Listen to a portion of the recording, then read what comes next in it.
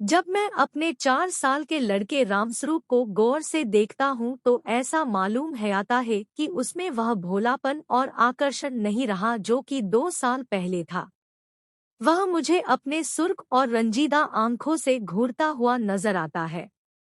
उसकी इस हालत को देखकर मेरा कलेजा कांप उठता है और मुझे वह वादा याद आता है जो मैंने 2 साल हुए उसकी माँ के साथ, जबकि वह मृत्युशैया पर थी, किया था। आदमी इतना स्वार्थी और अपनी इंद्रियों का इतना गुलाम है कि अपना फर्ज किसी किसी वक्त ही महसूस करता है। उस दिन जबकि डॉक्टर नाउम्मीद हो चुके थे, उसने रोते हुए मुझसे पूछा था, क्या तुम दूसरी शादी कर लोगे? जरूर कर लेना। फिर चौंक कर कहा, मेरे राम का क्या बनेगा? उसका ख्याल रखना अगर हो सके। मैंने कहा, हाँ हाँ, मैं वादा करता हूँ कि मैं कभी दूसरी शादी न करूँगा। और रामस्वरूप, तुम उसकी फिक्र न करो, क्या तुम अच्छी न होगी? उसने मेरी तरफ हाथ फेंक दिया, जैसे कहा, लो अलविदा। 2 मिनट बाद दुनिया मेरी आंखों में अंधेरी हो गई। रामस्वरूप बेमाँ का हो गया। 2-3 दिन उसको कलेजे से चिमटाए रखा। आखिर छुट्टी पूरी होने पर उसको पिताजी के सुपुर्द करके मैं फिर अपनी ड्यूटी पर चला गया। 2-3 महीने दिल बहुत उदास रहा नौकरी की, क्योंकि उसके सिवाय चारा न था। दिल में कई मंसूबे बांधता रहा। 2-3 साल नौकरी करके रुपया लेकर दुनिया की सैर को निकल जाऊंगा, यह करूंगा वह करूंगा। अब कहीं दिल नहीं लगता। घर से खत बराबर आ रहे थे कि फलां जगह से नाते आ रहे हैं,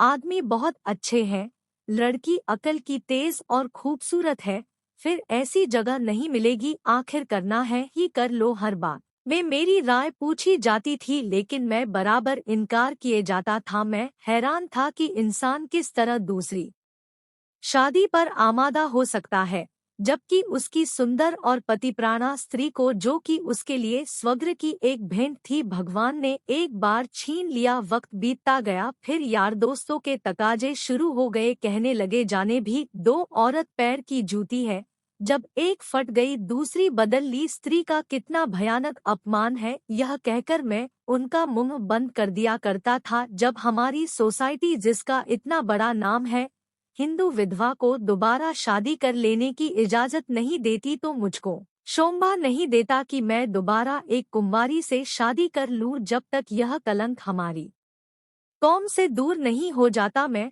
हरगिज कुंवारी तो दूर की बात है, किसी विधवा से भी ब्याह न करूंगा। ख्याल आया, चलो नौकरी छोड़कर इसी बात का प्रचार करे, लेकिन मंच पर अपने दिल के ख्यालात जबान पर कैसे लाऊंगा? भावनाओं को व्यावहारिक रूप देने में, चरित्र मजबूत बनाने में, जो कहना उसे करके दिखाने में हम में कितनी कमी है, यह मुझे उस वक्त मालूम हुआ जबकि 6 माह बाद मैंने एक कुंवारी लड़की से शादी कर ली। घर के लोग खुश हो रहे थे कि चलो किसी तरह माना। उधर उस दिन मेरी बिरादरी के 2-3 पढ़े लिखे रिश्तेदारों ने डांट बताई, तुम जो कहा करते थे मैं बेवा से ही शादी करूंगा, लंबा चौड़ा व्याख्यान दिया करते थे, अब वह तमाम बातें किधर गई? तुमने तो एक उदाहरण भी न रखा जिस पर हम चल सकते। मुझ पर जैसे घड़ों पानी फिर गया, आंखें खुल गई। जवानी के जोश में क्या कर गुजरा, पुरानी भावनाएं फिर उभर आई और आज भी मैं उन्हीं विचारों में डूबा हुआ हूँ। सोचा था नौकर लड़के को नहीं संभाल सकता, औरतें ही इस काम के लिए ठीक है। ब्याह कर लेने पर जब औरत घर में आएगी तो रामस्वरूप को अपने पास बाहर रख सकूंगा और उसका खासा ख्याल रखूंगा, लेकिन वह सब कुछ गलत अक्षर की तरह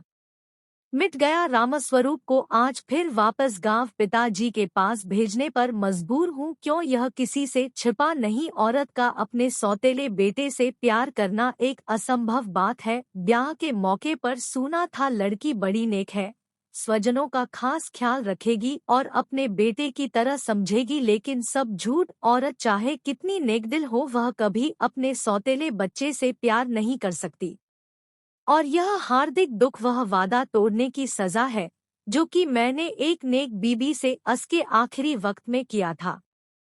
अगर आपको हमारी स्टोरी अच्छी लगी हो तो अपने दोस्तों के साथ भी शेयर कीजिए और कमेंट में जरूर बताइए कि कैसी लगी हमारी स्टोरी। लाइक एंड सब्सक्राइब करें।